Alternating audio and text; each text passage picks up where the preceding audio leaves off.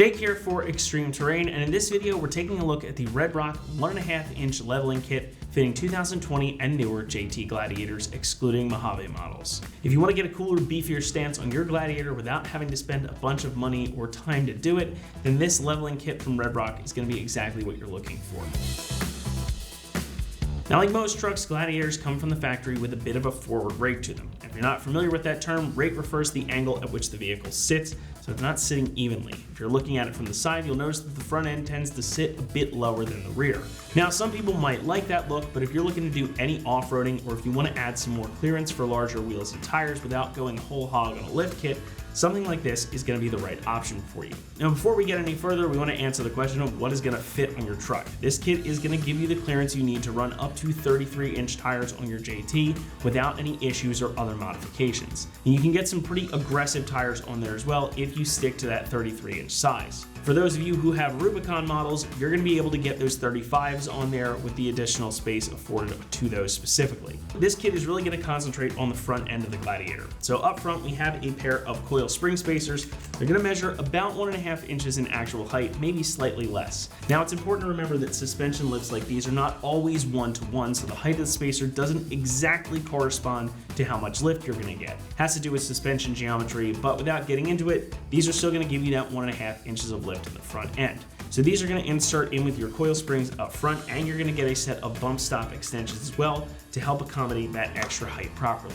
Now, this kind of kit and this height in particular is perfect for the owner who wants that level or slightly lifted look, and it's a great choice for a daily driven truck as well, since it's going to give you a bit more capability, but it won't compromise the ride or force you to get out the step ladder to get into it just to go to work. Raising the height of the front end like this is going to give you a slightly better approach angle as well, but don't expect to go out there and absolutely conquer Moab with a kit like this. It's just not going to give you all the clearance you need for really serious heavy-duty off-roading. But for a truck that's going to see a good mix of street and off-road, this is a great choice for you.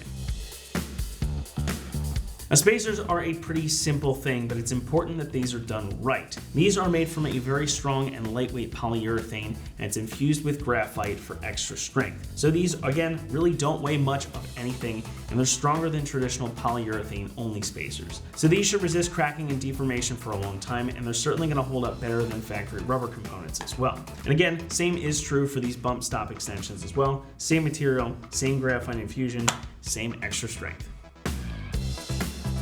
Pricing for this kit is going to come in at just about $100, which is really affordable even for a spacer kit. Now, you could spend a lot more on even just a simple leveling kit, but if you want something that's easy and effective and it's going to maintain your stock ride quality, and you can get one that'll do it for about $100, I think this is really a great choice. Installation will come in at a 2 out of 3 wrenches, and it should take you about 2 hours to complete the job. Now, this will require some disassembly to drop those springs out and get these guys fitted, but overall, not a hard process. Just remember that once you've got everything bolted back together, you should plan on getting an alignment done, since you are going to be changing around the suspension geometry. But with that, let's head out to the install bay now, and we'll show you how to get these installed on your Gladiator. Tools required for this install include impact gun, a ratchet, 18mm wrench, a clip remover tool, flathead screwdriver, an extension, 10mm socket, 15, 18, and 21mm swivel socket. What's up, guys? Today we're installing a lift kit on our Gladiator, so let's get started. Now, the first thing you want to do is support your axle with some pole jacks. If you're doing this on the ground, you can jack up the truck, get it on jack stands, and then use a jack on your axle to raise it up and down. So the first thing we can do is come to the passenger side of our axle. We're going to be removing this connector. So I've got a flathead screwdriver to pop that locking tab out, and then we can press down on the tab and disconnect our connector. Now, there is a push clip on the back side of this. Ours is broken, but you can grab a clip remover tool to pop that out. Next, we can come to our lower spring perch and remove this 10mm bolt holding this brake line bracket into place. I've got a 10mm socket to pop it out.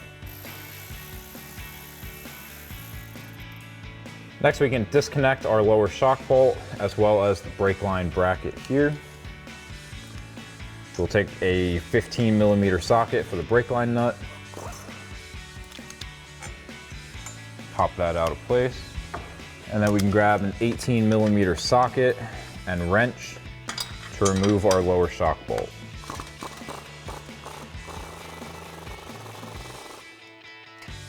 and then we'll raise up our axle to be able to slide that bolt out. Next, we can disconnect our sway bar end link. So we're gonna grab an 18mm wrench and socket to remove this bolt.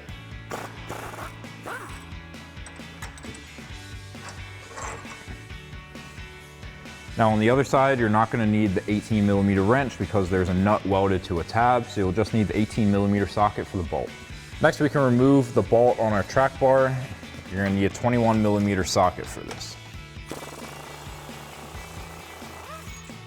Now, once you repeated the process for disconnecting everything on the other side, we can begin to lower down our axle so that we can get our springs out. So I'm just gonna lower our pole jacks down evenly. And now with our axle lowered down, we can remove our spring. So now we're gonna grab our rubber isolator and slide that off, and then slide in our spacer. We have these two nubs that'll go in through two holes up top, and then we'll line up our isolator with it.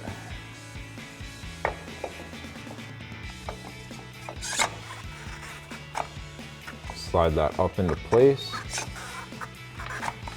And then we can grab our spring, slide that in. I'm gonna raise up our pole jack a little bit just to keep tension on the spring so we make sure that those two studs don't pop out.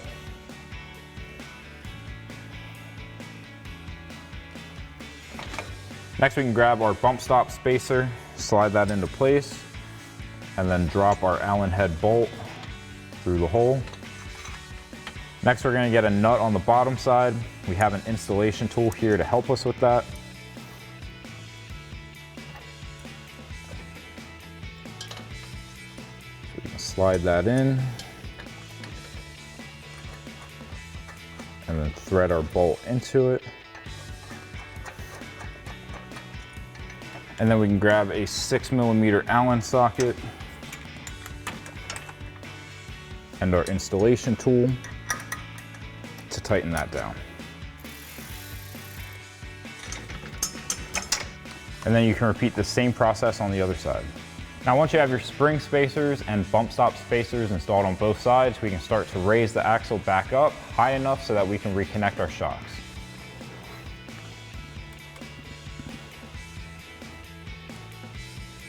Now, once we have our axle raised up high enough to reconnect our shock, first, we're gonna get the bolt back into our brake line bracket and take a 10mm socket to tighten it down. And then we can get our next brake line bracket, slide that back onto the stud, thread our nut on, tighten it down with a 15mm socket. And then we can reinstall our lower shock bolt. Slide that through, thread our nut onto the other side, and then we'll grab our 18mm socket and wrench to tighten this down. Next, we can reinstall the bolt for our sway bar end link. And thread our nut on the other side. And then we'll grab an 18mm socket and wrench and tighten that down. And then you can repeat that process on the other side. Next, we can go back under and reconnect our connector. And then push that white tab into place to lock it. If you remove this push clip back here, you can pop that back into place. However, like I said, ours is broken. So now the last thing we need to do is reinstall our track bar bolt. You're gonna wanna put both of your wheels back on and lower your truck down to the ground. I'm gonna have a buddy hop into the driver's seat and start turning the wheel to get this to line up so that we can slide our bolt through. Other way. Right there. And then we can get the nut with the plate on the back side here. We'll thread our bolt into there and then grab our 21mm socket to tighten it down. So that'll wrap up this review and install of the RedRock 1.5-inch leveling kit for your 2020 and newer Jeep Gladiator JT, excluding the Mojave. Thank you for watching, and for all things Gladiator, keep it right here at ExtremeTerrain.com.